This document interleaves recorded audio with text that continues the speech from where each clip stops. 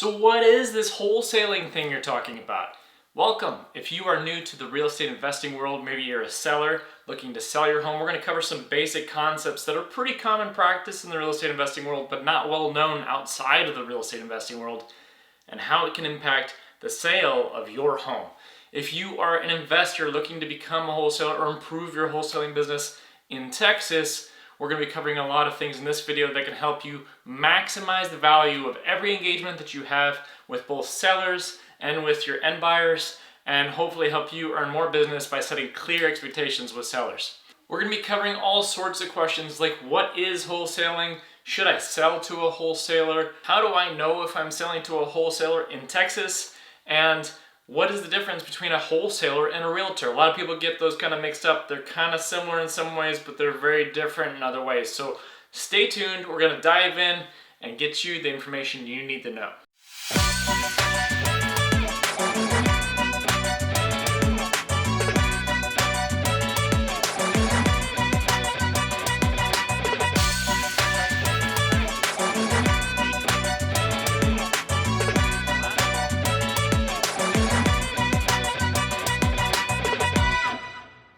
If you're new to our channel, we are J&A Home Buyers. We're an actual end buyer of houses. We're investors in the Katy, Texas. We're based in Katy, Texas. We buy houses in Houston, Texas, in Katy, Texas, all the surrounding areas of the greater Houston and Katy, Texas area. So if you're interested in selling your house, give us a call. If you're a wholesaler looking to connect, give us a call, reach out to us, and we'll be happy to help you wherever we can. We look forward to doing business together. This video is intended to be from the perspective of a seller and how wholesaling works, walk you through some basic steps in the wholesale process, and educate you on what it is.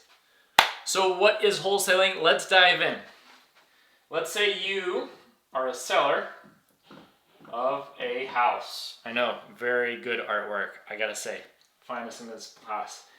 You're ready to sell your house. It probably needs a little bit of work, or whatever reason you just want to sell fast. You found a cash buyer that's willing to buy your house direct. No fees, no commissions. They'll take the house as is. They can close fast. It's fantastic for you. And you negotiate a price that you both agree on. You sign a contract. Usually in Texas, it's a TREC 1-4 contract. And you sign that deal. You're now ready to sell, okay?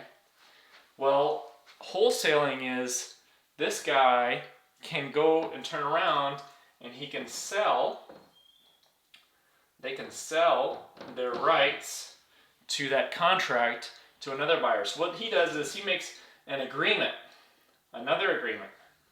And this says, I will assign my rights as an end buyer, because I have it under contract, they're legally entitled to buy that property for that price. I'm going to assign the rights to buy that contract to you, the end buyer, and you can purchase the house and you can be the end investor in this transaction. So as an example, let's say the agreement here is a $200K purchase on the house, and then this buyer here is buying the contract for an additional $5K, right? So we got $200K, we got $5K. And this guy is going to pay a total on closing day of $205,000 to purchase that house. Now, this can be a win-win-win because the seller gets the money that they wanted from the house to begin with. The wholesaler makes the fee for the $5,000 for wholesaling this house. And the end buyer found a deal that was really hard to find, and the wholesaler brought it to them. So it becomes a win for them because they get to invest their money and grow their business in the investing world. This can also be a great way to get started if you're new to the real investing world, because it doesn't require a lot of capital to get started. If you are ready to hustle and go get it, right? You can go out and drive for dollars, knock doors of houses that look like they maybe need repairs, figure out who owners are, talk to people, and find houses that need some work potentially, that may be good investments, and get those under contract and sell this. So it's going to be a great way to get into the real estate investing world. And you'll notice over time, wholesalers who've done this well, they actually become really well-tuned marketing companies. They're actually going to spend a lot of money on websites, on mailings, on calls, and all sorts of systems to bring in leads to help them find properties to put under contract and then go and assign those properties. They also don't have to worry about anything after the sale. There's a lot of operations in the investment world that you have to do, from fixing up the houses, getting them ready to list, listing the properties, selling the properties to retail buyers, so on and so forth, that the wholesaler can just focus on one thing and become really good at, which is finding deals, which is that marketing funnel, bringing that in and closing things. So it's a great way to get started in the real estate investing world, and they can create great value to both sellers and others, investors and the buyers, the end buyers, right? Now, there are some things that you need to be aware of if you're an end seller in order to make sure that you are making the right decision. Should you sell to a wholesaler or not? When might this be not so great of an idea, right? Well, as I mentioned, it's really easy to get started in the wholesaling business. So if you are under a time crunch, this could be a bad thing. For example, if you're facing a foreclosure, you have a week or two left, and you get a wholesaler who comes in who happens to be newer, you're going to need to kind of feel them out and see their experience and understand where their experience is. They may underestimate the repairs on your home and not pull through. And we've had that happen where people call us up after their foreclosure, and unfortunately they didn't close. They went with another offer and they didn't close because they had somebody who wasn't really an end buyer and they didn't pull through in time. This can be really frustrating, and in that case it cost them their house. And it can certainly be frustrating if you get maybe a high offer from a wholesaler, you get really excited about that deal and come to realize maybe your house wasn't quite worth what they thought it was because, well, they underestimated repairs and didn't quite find the end buyer that they needed. They didn't maybe have that full network of end buyers built out. Now, good wholesalers have a great network of end buyers. They know what those end buyers are looking for, where they're looking for, and they manage a lot of those kinds of things out there. So they provide a lot of value to real estate investors. J&A Home Buyers buys houses from wholesalers, and they are a great asset to work with. We love building those relationships. So if you're a wholesaler in Houston, Texas, Katy, Texas area, reach out to us. That being said, it really boils down to proper expectation setting with sellers when you're engaging with a wholesaler. So let's say you get an offer from a wholesaler. You know they're a wholesaler. Should you sell to a wholesaler or should you sell to an end buyer? Well, really, there's no clear-cut answer to that. Of course, I'm an end buyer, so I'm going to tell you, okay, sell to the end buyer. But at the end of the day, sometimes wholesalers can really provide a lot of value to you. And if you have time and you're okay with, well, maybe this offer may not go through, it may be worth a shot, right? Because if you have the time to sell your property and maybe it's not going to get in worse shape and lose its value because of the condition of the house, then it may be worth a shot to see if they can help you find an end buyer and get you the best dollar if they gave you the highest offer. The other thing on the expectation side is, okay, let's say they give you that top dollar. Just make sure you understand that may not be the top dollar that you actually sell your house for. It might end up being a little bit less if they're off on some repairs and some things like that, because at the end of the day, they're not the end buyer and they're not running the calculations there. They're just looking for a margin to make on that deal. So keep that in mind when you're working with a wholesaler, but they can be a tremendous value because they actually have a really wide network of people. A good wholesaler will have a wide network of people, and sometimes they know somebody who's willing to invest more in a property than another person might be. And so they can be a very big value add to you as the seller. So in Texas, how do you as the seller know if you are working with a wholesaler or not? Well, really the best way to know is just ask them. When you're talking to a seller or a buyer, an end buyer, just say, hey, are you going to wholesale this property or not? And hopefully they're going to be very straightforward with you in terms of what they intend to do with that property. Now, there are a couple other ways you can tell in Texas. And to explain this, there's really two ways that a wholesaler can wholesale or assign a contract in Texas. Okay, number one is, as we mentioned before, they write a contract, a 1-to-4 contract, usually TREC 1-to-4 contract, and they're going to have in their seller's name and buyer's name. But in the buyer's name, it's going to have their name or their company name and then it's going to say or assignee. Okay? In other words, they may have somebody else buying this, somebody that they assign the contract to, and that's the legal term for wholesaling that property, right? So this is a sign that they may wholesale it. They may not wholesale it. A lot of companies will put, even end buyers, may put or assignee on most every contract they send out to you, and there's a couple reasons. We'll dive into that in just a minute.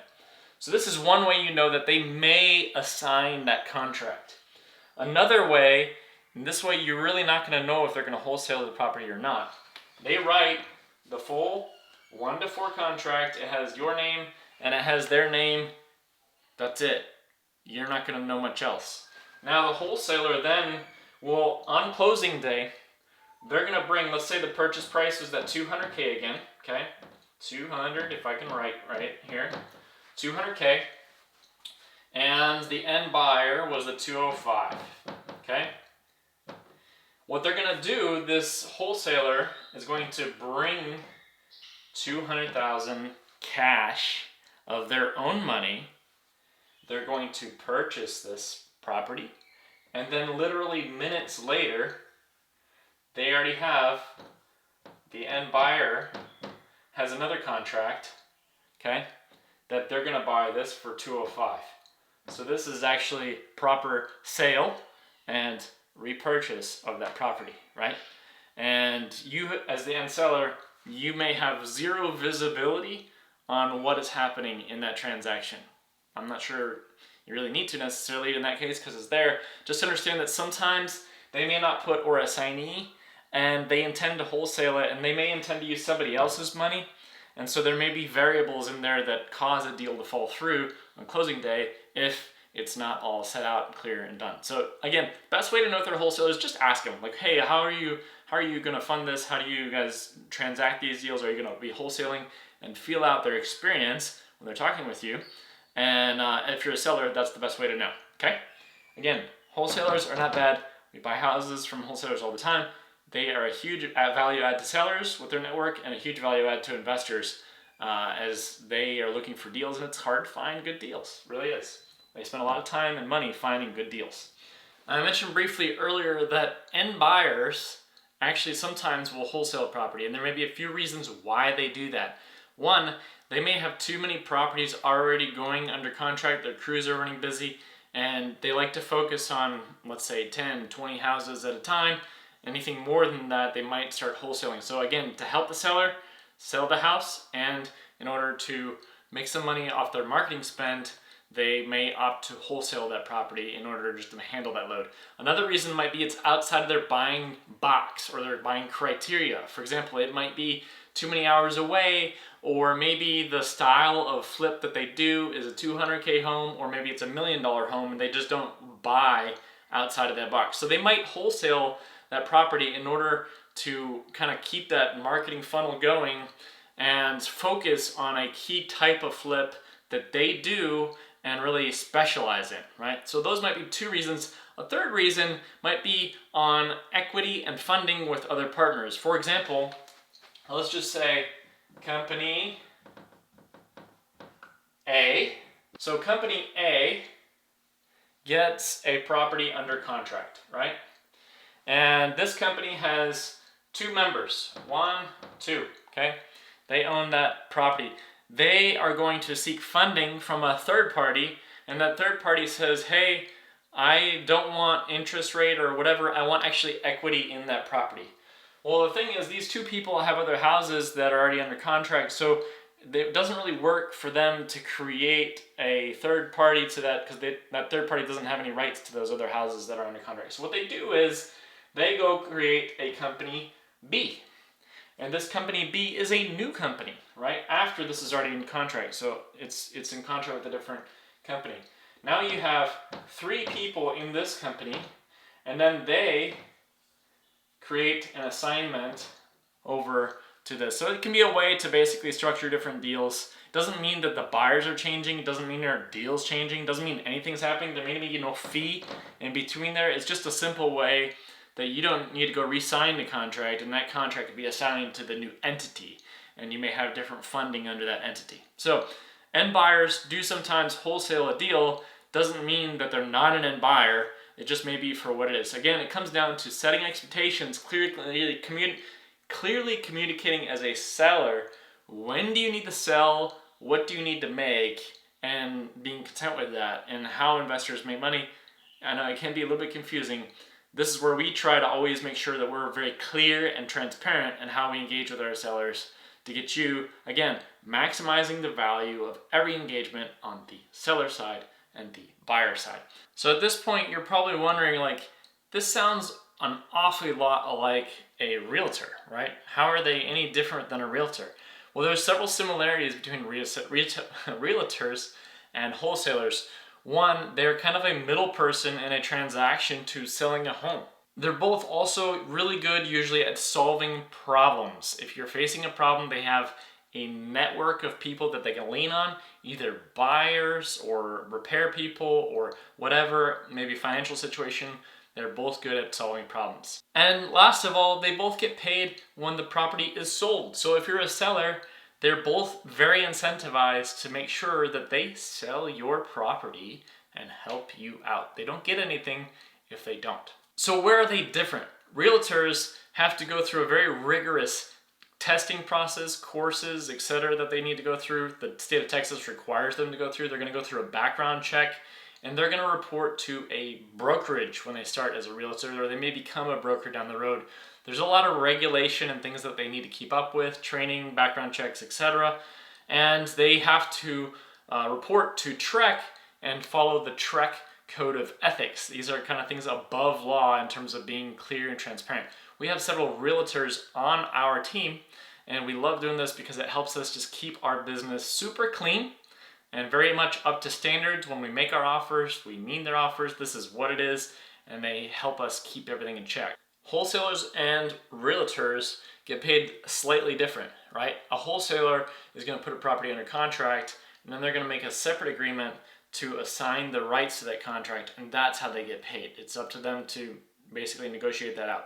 Same with a realtor, they can negotiate their pay with their clients. And a realtor is a little bit different though, because they're never going to sign a contract to buy your house from you, right? A realtor will essentially sign a contract that basically allows them to represent you in that transaction as either a buyer or a seller. And then they have an agreement with you on how they're going to get paid, right? The buyer often doesn't have to pay any commissions because the seller is going to pay both the buyer and the seller's commission, whereas the seller's commission is going to have both of those in their agreement, and then it's negotiated as to how they get paid between the realtors. As a seller, you don't often get too involved in those negotiations. So that's a little bit on the differences between the two. Again, they both have their values in different ways, in different aspects. It really boils down to the condition of your home. How quickly do you need to sell? How easy of a transaction do you want to have handled? Do you just want to get done with it, put it behind you?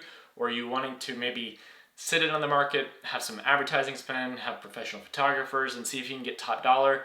There's a number of different things that we can do to help you. And at J&A Home Buyers, as I mentioned before, we have realtors, and we actually are end buyers of properties. So the beauty of this is, if you're not sure which path you want to go, whether you just want to list it as a realtor or you want to sell to an end buyer or investor, you can give us a call either way. If we're not the best buyer for your house, we're going to help you list the property and get top dollar on the MLS with another end buyer. So give us a call, reach out to us. If you're a wholesaler, we'd love to connect, get to know more about your business and how we can help you find more deals or get more deals under contract, and hopefully work with you as well in buying some houses from you. If this video helped you in any way learn a little bit more about wholesaling, what it is, demystify some things, if you could like the video or share the video with a friend, it would help us a lot in getting the word out there. Let us know if we can help you in any way, no matter the situation you are in today.